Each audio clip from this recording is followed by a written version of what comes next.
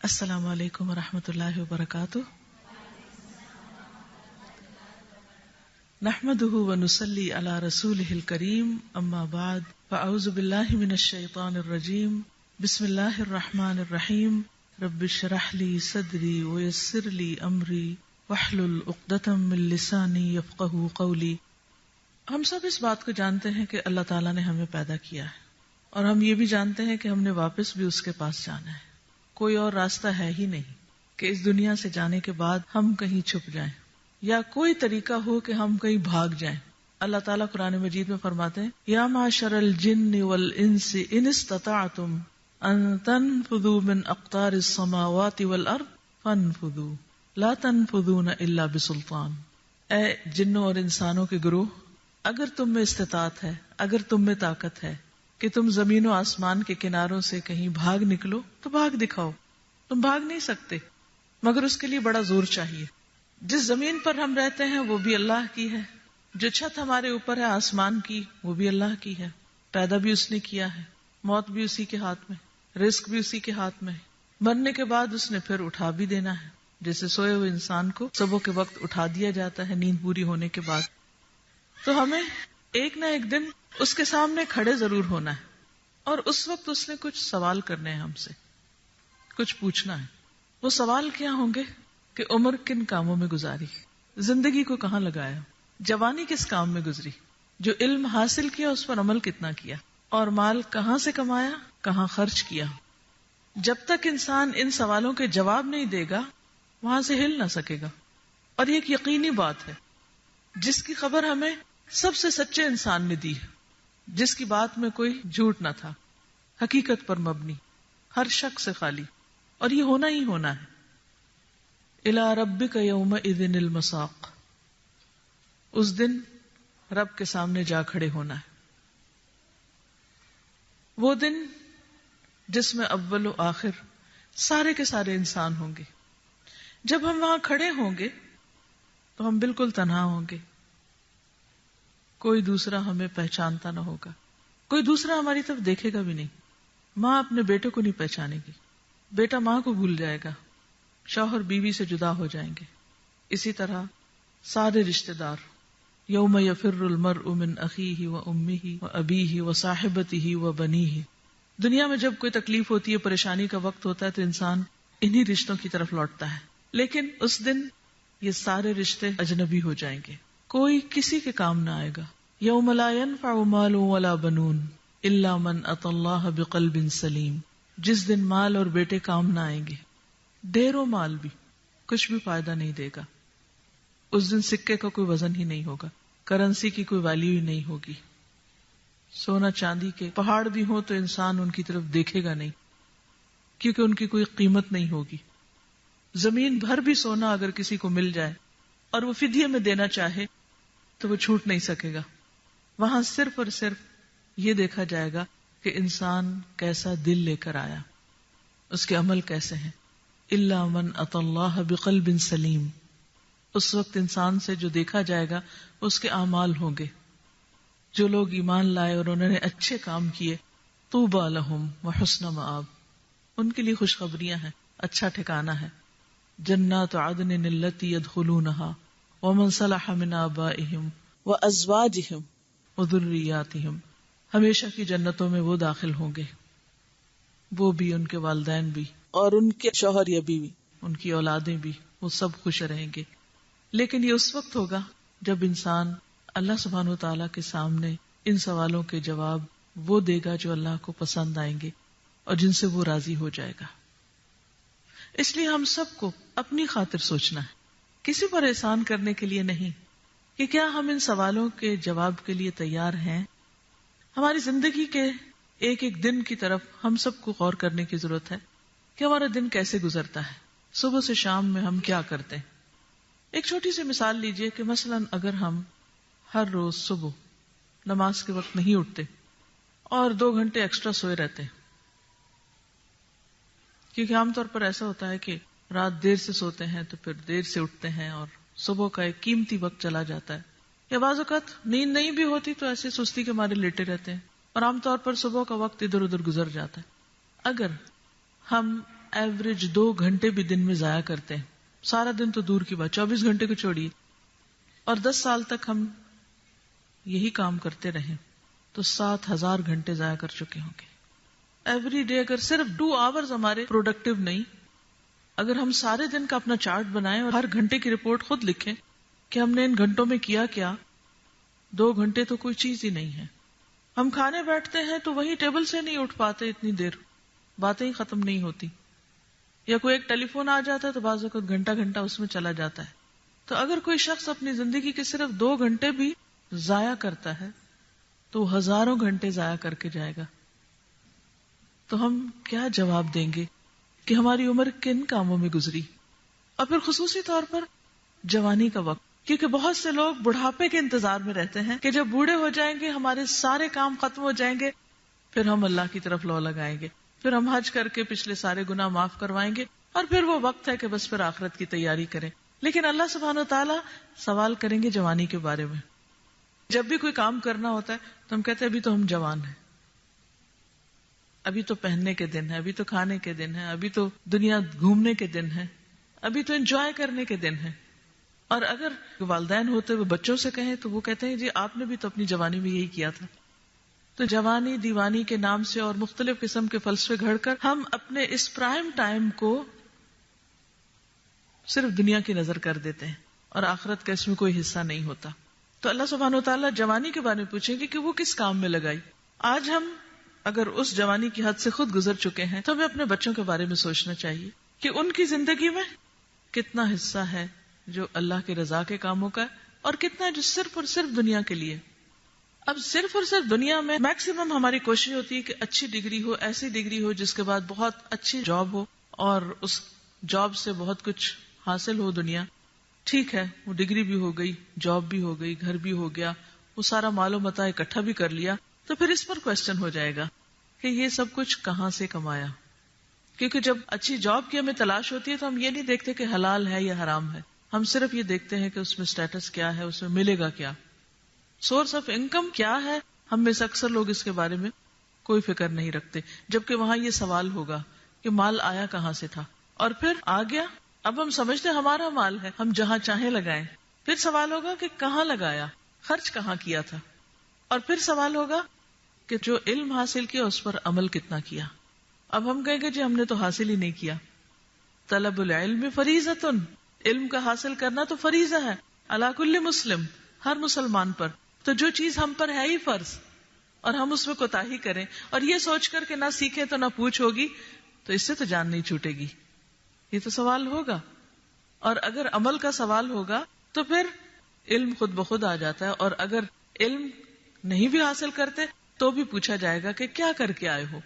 تو ہم سب سنجیدگی کے ساتھ اپنا اپنا حساب لیں کہ ہمارے دن کن کاموں میں گزرتے ہیں.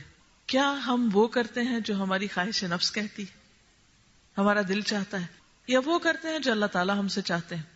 ہم میں سے ہر شخص اپنے آپ سے پوچھے کہ میں کوئی بھی کام کیوں کرتی ہوں، کس نیت سے کرتی ہوں، کس کو خوش کرنے کے لیے. اگر کوئی چیریٹی کا کام کری تو کیوں کر رہی، اگر نماز پڑھی تو کیوں پڑھی، اور اگر نہیں پڑھی تو کیوں نہیں پڑھ رہی. اور پھر عبادات، یہ سب کچھ دراصل کیوں ہے. اللہ سبحانہ و تعالیٰ نے ہمیں اپنی عبادت کے لیے پیدا کیا. ہم سمجھتے ہیں کہ ٹھیک ہے ریلیجن کو ایک طرف رکھو، نماز، روزہ، حج، زکوٰۃ، یہ سارے خانے بھر کے اس کے بعد باقی زندگی اپنی مرضی کے مطابق گزارو. حالانکہ اگر دیکھا جائے تو ایک ایک عبادت ہماری تربیت کے لیے آئی ہے. نماز کس لیے آئی ہے؟ قرآن مجید میں اللہ تعالیٰ فرماتے ان الصلاۃ تنہی عن الفحشاء والمنکر، یہ نماز بے حیائی اور برے کاموں سے روکتی ہے. نماز کا یہ مقصد ہے. نماز اس لیے فرض کی گئی ہے کیونکہ انسان اگر غلط کام کر رہا ہے اور بیچ میں نماز کا وقت آ جاتا ہے تو اس کو بریک کرنی پڑتی ہے. پھر اللہ کے سامنے جا کے ہاتھ باندھ کے کہتا ہے کہ میں صرف تیری عبادت کر رہا ہوں، تو اس کو سوچنے کا موقع ملتا ہے کہ ابھی کیا کر کے آیا اور پھر واپس جا کے کیا کروں گا. تو نماز ایک بریک لگاتی ہے، اس چین کو توڑتی ہے جو بھی انسان غلط کاموں کی کر رہا ہوتا ہے. تو نماز بذات خود ایک تربیتی عمل ہے جس کے نتیجے میں انسان کی برائیوں پر روک لگتی. اسی طرح روزہ ہے. حدیث میں آتا ہے کہ من لم یدع قول الزور والعمل به فلیس للہ حاجۃ ان یدع طعامہ وشرابہ، جو روزہ رکھ کے جھوٹ بولنا اور جھوٹ پہ عمل کرنا نہ چھوڑے، اللہ کو کوئی ضرورت نہیں کہ کوئی شخص بھوکا پیاسا رہے. تو ہم سب کو سوچنا چاہیے کہ روزہ کیوں رکھ رہے ہیں؟ ڈائٹنگ کے لیے؟ یہ روزے کا مقصد نہیں ہے. روزہ بھی ہمیں اس بڑی برائی اور خرابی سے بچانے کے لیے ہے جو ساری خرابیوں کی جڑ ہے، یعنی جھوٹ، غلط بیانی. پھر اس کے بعد زکوٰۃ. آپ دیکھیے زکوٰۃ، صدقات انسان کی پیوریفیکیشن کے لیے، اس کے مال کو پیوریفائی کرتے ہیں، اس کے دل کو پیوریفائی کرتے ہیں. اور اگر ہماری زکوٰۃ اور ہمارے صدقے ہمارا تزکیہ نہیں کر رہے اور وہ صرف ریاکاری ہے تو ان کا بھی کوئی فائدہ نہیں. پھر اسی طرح حج، اللہ سبحانہ وتعالیٰ فرماتے ہیں الحج اشہر معلومات، حج کے مہینے سب کو معلوم ہے. فمن فرض فیہن الحج فلا رفث ولا فسوق ولا جدال فی الحج، جو ان مہینوں میں حج کا ارادہ کرے نہ وہ کوئی بے حیائی کا کام کرے اور نہ کوئی گناہ کا کام کرے، ولا فسوق ولا جدال فی الحج، اور نہ لڑائی جھگڑا کرے. احرام اسی لیے تو پہنایا جاتا ہے کہ ہم زندگی میں اس چیز کی تربیت حاصل کریں کہ ہم نے اللہ کی نافرمانی کے کام نہیں کرنے، ہم نے اپنے آپ پر روک لگانی. تو اللہ نے اگر ہم کو اپنی عبادت کے لیے پیدا کیا تو اس میں اللہ کا کوئی فائدہ نہیں ہے. یہ عبادات دراصل ہماری ہی تربیت کے لیے. اور اگر ہم ایک طرف عبادت کر رہے ہیں اور دوسری طرف عملی زندگی میں اس کی کوئی اپلیکیشن نہیں تو یہ عبادات بھی بے روح ہیں، ان کا بھی فائدہ نہیں. تو اس لیے بہت ضروری ہے کہ ہم اپنے اعمال کا جائزہ لیں. اعمال میں ایک طرف عبادات کا اور دوسری طرف ان کے اثرات کا، اخلاق کا، معاملات کا، کہ ہماری ڈیلنگز کیسے ہیں. قریب ترین رشتہ داروں میں سب سے پہلا حق اللہ کے بعد والدین کا ہے.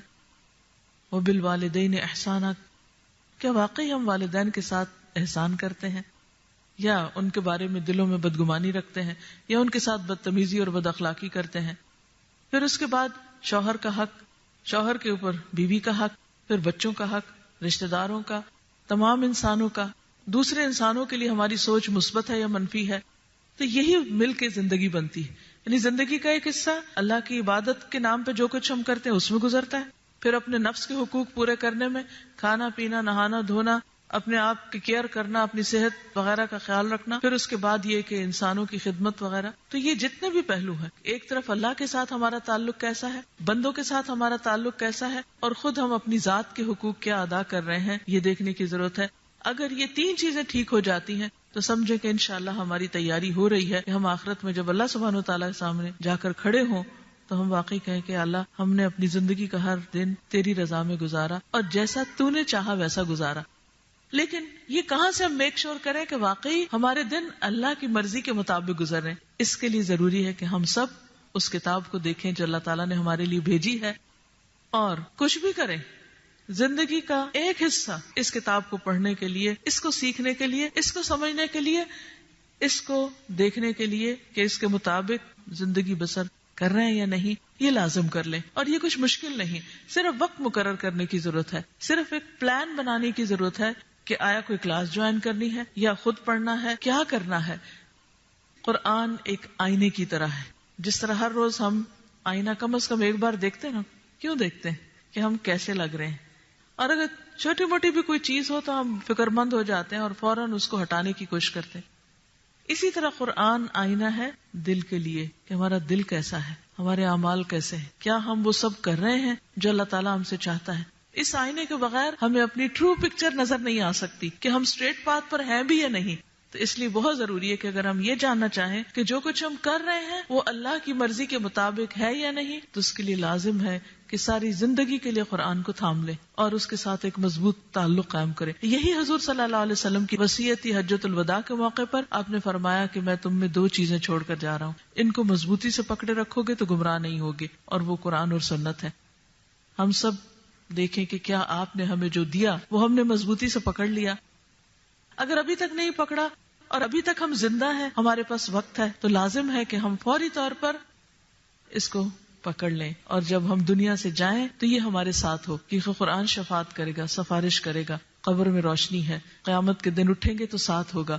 اگر آج ہم اس کے ساتھ وفا کریں گے تو کل یہ ہمارے ساتھ وفا کرے گا. اس لیے اس خوبصورت شام میں یہی پیغام ہے سب کے لیے کہ ہم سب اپنے رب کو راضی کرنے کے لیے اس کی کتاب کے مطابق زندگی بسر کریں. اللہ تعالیٰ ہمیں اس کی توفیق دے. اپنے بعد ہمیں سب سے زیادہ فکر اپنی اولاد کی ہوتی ہے. اولاد کی اچھی تربیت بھی جب ہی ہو سکتی ہے جب ہم ان کے لیے اچھے رول ماڈل ہوں، اور اگر ہم عمل سے وہ چیز نہیں دکھا رہے تو وہ ہماری باتوں سے متاثر نہیں ہو سکتے. تو ہمارا عمل بدلنا ان کی زندگی بدلنے کا ذریعہ ہوگا. اس لیے ایک طرف ہم ان کے لیے ایک اچھا رول ماڈل ہو، دوسری طرف ان کے لیے دعائیں کریں. اس موقع پر آپ سب کے لیے یہ کارڈز صالح اولاد کے لیے دعائیں، اس کے علاوہ تقوی کے حصول کے لیے دعا ہے، یعنی اللہ کا ڈر اور اللہ کی محبت، کیونکہ اس دن انسان کی ظاہری شکل و صورت نہیں دیکھی جائے گی. حدیث میں آتا ہے ان اللہ لا ينظر الى صورکم ولا الى اموالکم ولکن ينظر الى قلوبکم واعمالکم. اللہ تمہاری شکلیں اور تمہارے مال نہیں دیکھتا، وہ تمہارے دل کو اور تمہارے اعمال کو دیکھتا ہے. دل میں کیا دیکھتا ہے کہ اللہ کی محبت اور اللہ کا ڈر اور اللہ کا احساس کتنا ہے. اس چیز کا نام تقوی ہے. تو تقوی کے حصول کے لیے دعا ہے، تو یہ دعا آپ پڑھ سکتے ہیں. اس کے علاوہ ہم سب کو ہمیشہ کچھ اندیشے رہتے ہیں، کچھ غم اور فکریں ستائے رکھتی ہیں کہ کہیں اس چیز سے نقصان نہ ہو جائے، کہیں اس چیز سے نقصان نہ ہو. پریشانیوں میں گھرے رہتے ہیں. ان پریشانیوں کے علاج کے لیے بہت خوبصورت دعائیں ہیں، حفاظت کی دعائیں، دین دنیا آخرت ہر چیز کی حفاظت کے لیے اس میں دعائیں ہیں. ان دعاؤں میں سے کچھ میں آپ کے لیے پڑھوں گی بھی. اس کے علاوہ یہ کیسٹ بھی ہے، آؤ جھک جائیں، یہ آپ کے لیے بھی اچھی ہے، اور اپنے نان مسلم فرینڈز کو جو اردو سمجھتے ہوں ان کو آپ دے سکتے ہیں، کیونکہ اس میں اللہ سبحانہ و تعالیٰ کے آگے سرنڈر ہونے کی دعوت دی گئی ہے کہ جیسے سمندر اپنی حد پہ آ کے رک جاتے ہیں اور لہریں واپس چلی جاتی ہیں، اور جس طرح باقی ہر چیز اپنے رب کے حکم کے مطابق چل رہی ہے.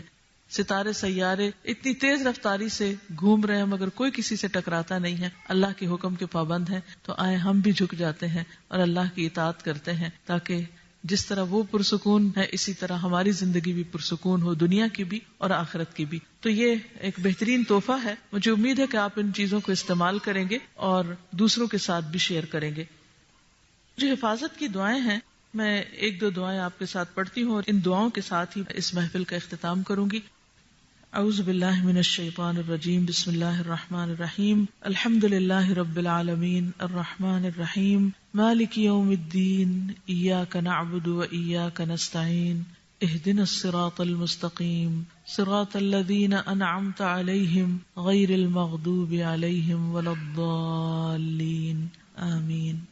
بسم اللہ الرحمن الرحیم. قل اعوذ برب الفلق من شر ما خلق ومن شر غاسق اذا وقب ومن شر النفاثات في العقد ومن شر حاسد اذا حسد. کہہ دیجئے میں صبح کے رب کی پناہ چاہتا ہوں ہر اس چیز کے شر سے جو اس نے پیدا کی، اور اندھیری رات کی تاریکی کے شر سے جب وہ پھیل جائے، اور گرہوں میں پھونکنے والیوں کے شر سے یعنی جادو کے شر سے، اور حسد کرنے والے کے شر سے جب وہ حسد کرے. قل اعوذ برب الناس ملک الناس الہ الناس من شر الوسواس الخناس الذی یوسوس فی صدور الناس من الجنۃ والناس. کہہ دیجئے میں لوگوں کے رب کی پناہ چاہتا ہوں، لوگوں کے مالک کی، لوگوں کے معبود کی، وسوسہ ڈالنے والے، بار بار پلٹ کر آنے والے کے شر سے یعنی شیطان کے شر سے، جو ہمارے دلوں میں وسوسے ڈالتا ہے، جس کی وجہ سے ہم اللہ کے خلاف بدگمانی کرتے ہیں، بندوں کے خلاف برے برے باتیں سوچتے ہیں اور مایوسی کا شکار ہوتے ہیں. یہ دراصل سب شیطان کے شر کی وجہ سے ہوتا ہے. اس لیے اللہ سبحانہ و تعالیٰ کی صفات کی پناہ لیتے ہوئے ہم اس شیطان مردود جو سب سے بڑا دشمن ہے ہمارا، اس سے بچنے کے لیے اپنے آپ کو اللہ کے حوالے کرتے ہیں. بار بار پلٹ کر آنے والے کے شر سے جو لوگوں کے سینوں میں وسوسہ ڈالتا ہے، جنوں اور انسانوں میں سے. اعوذ بکلمات اللہ التامات من شر ما خلق. میں پناہ مانگتا ہوں اللہ کے تمام کلمات کے ساتھ ہر اس چیز کے شر سے جو اس نے پیدا کی ہے. اگر کوئی شخص 3 مرتبہ یہ کلمات شام کے وقت پڑھ لیتا ہے تو پوری رات ہر طرح کی بلاؤں سے محفوظ رہتا ہے. اسی طرح اگر یہ ڈر ہے کہ کوئی شخص دشمنی کر رہا ہے تو دشمن کے شر سے حفاظت کے لیے بھی دعائیں ہیں. اللہم اکفنیہم بما شئت. اے اللہ مجھے اس دشمن کے مقابلے میں کافی ہو جا جس چیز کے ساتھ بھی تو چاہے، یعنی تیری ہی مدد چاہیے. پھر اسی طرح دشمن کے شر سے بچنے کے لیے اور دعائیں بھی ہیں جن کو آپ پڑھ سکتے ہیں. ایک بہت ہی اچھی دعا جو ہم سب اس وقت مانگیں گے، اللہم انی اعوذ بک من جہد البلاء ودرک الشقاء وسوء القضاء وشماتۃ الاعداء. اے اللہ بے شک میں تیری پناہ مانگتا ہوں بلا کی مشقت سے، بدبختی کے پا لینے، بری تقدیر اور دشمنوں کے خوش ہونے سے. یا اللہ ہمیں ایسے تمام مصیبتوں سے بچا کہ جس کی وجہ سے ہمارے دشمنوں کو خوش ہونے کا موقع ملے. اللہم انی اعوذ بک من یوم السوء ومن لیلۃ السوء ومن ساعۃ السوء ومن صاحب السوء ومن جار السوء فی دار المقامہ. اے اللہ، بے شک میں تیری پناہ مانگتا ہوں برے دن سے، بری رات سے، بری گھڑی سے، برے دوست سے، اور رہنے کی جگہ میں برے ہمسائے سے. اللہم انی اعوذ بک من جار السوء ومن زوج تشیبنی قبل المشیب ومن ولد یکون علی ربا ومن مال یکون علی عذابا ومن خلیل ماکر عینہ ترانی وقلبہ یرعانی ان رأى حسنة دفنها وان رأى سیئة اذاعها. اے اللہ، میں آپ کی پناہ چاہتا ہوں برے ہمسائے سے، ایسے جیون ساتھی سے جو بڑھاپے سے پہلے ہی مجھے بوڑھا کر دے، ایسی اولاد کے شر سے جو میرے لیے وبال ہو، ایسے مال کے شر سے جو میرے اوپر عذاب کا سبب بنے، ایسے مکار دوست سے جس کی آنکھیں اور دل میری نگرانی کرتے ہوں. اگر مجھ میں کوئی خوبی دیکھے تو اس کو اپنے تک رکھے، اور اگر میری کوئی خامی دیکھے تو اس کا چرچا کرے. اللہم انی اعوذ بک من التردی والہدم والغرق والحرق واعوذ بک ان یتخبطنی الشیطان عند الموت واعوذ بک ان اموت فی سبیلک مدبرا واعوذ بک ان اموت لدیغا. اے اللہ، بے شک میں گر کر مرنے، دب کے مرنے، ڈوب کے مرنے، جل کے مرنے سے تیری پناہ چاہتا ہوں. یہی تو ہمیں ڈر لگتے ہیں کہ کہیں اس طرح موت نہ آئے. تو اگر ہر روز آپ یہ دعائیں مانگے کہ تو انشاءاللہ اللہ تعالیٰ بری موت سے بچائے گا. میں تیری پناہ مانگتا ہوں اس سے کہ موت کے وقت شیطان مجھے اچک لے، کہ اس کو گمراہ کرے. اس بات سے بھی ہمیں ڈرنا چاہیے کہ ساری زندگی اچھی گزرے اور ایسا نہ ہو کہ عین آخری وقت میں شیطان اللہ سے بدگمان کر دے. میں تیری پناہ مانگتا ہوں اس سے کہ تیرے راستے میں پیٹھ پھیرتے ہوئے مارا جاؤں، اور میں تیری پناہ مانگتا ہوں کہ میری موت زہریلے جانور کے ڈسنے سے واقع ہو، یعنی اللہ تعالیٰ ہمیں اس سے بھی محفوظ رکھے. اللہم انی اعوذ بک من العجز والکسل والجبن والبخل والحرم والقسوة والغفلة والعیلة والذلة والمسکنة واعوذ بک من الفقر والکفر والفسوق والشقاق والنفاق والسمعة والریاء واعوذ بک من الصمم والبکم والجنون والجذام والبرص والسیء الاسقام.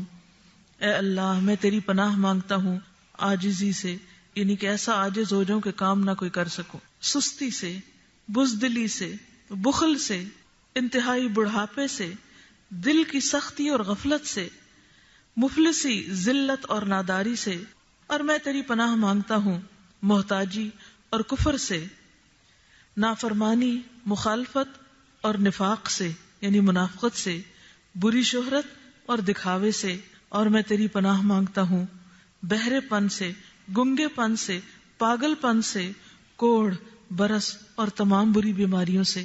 اللہ تعالیٰ تو ہمیں ان تمام آفات سے محفوظ رکھ.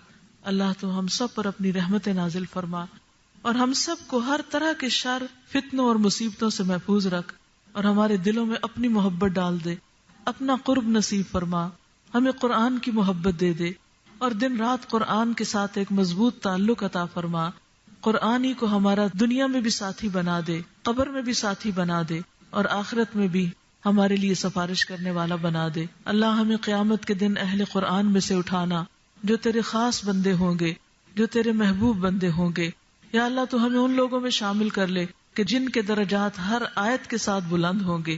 اللہ تو ہمارے لیے ان خوشخبریوں کو سچ کر دینا، اور دنیا کے ہر بندے تک اس کتاب کو پہنچانے کی توفیق عطا فرما. یا اللہ جو کوئی بیمار ہے انہیں صحت دے، ہمارے والدین پر رحمت فرما، جو دنیا سے جا چکے ہیں، فوت ہو چکے ہیں، ان کی بخشش فرما، جو مالی پریشانیوں میں ان کی پریشانی دور فرما. یا اللہ تو مسلمانوں کے درمیان باہم محبت پیدا کر دے، اور ہماری کوتاہیوں سے درگزر کر دے، اور ہمیں بہترین اخلاق عطا فرما دے. ربنا تقبل منا انک انت السمیع العلیم وتب علینا انک انت التواب الرحیم. وصلی اللہ تعالی علی خیر خلقہ محمد وعلی آلہ واصحابہ واہل بیتہ اجمعین برحمتک یا ارحم الراحمین. الہی آمین. سبحانک اللہم وبحمدک نشہد ان لا الہ الا انت نستغفرک ونتوب الیک. السلام علیکم ورحمۃ اللہ وبرکاتہ.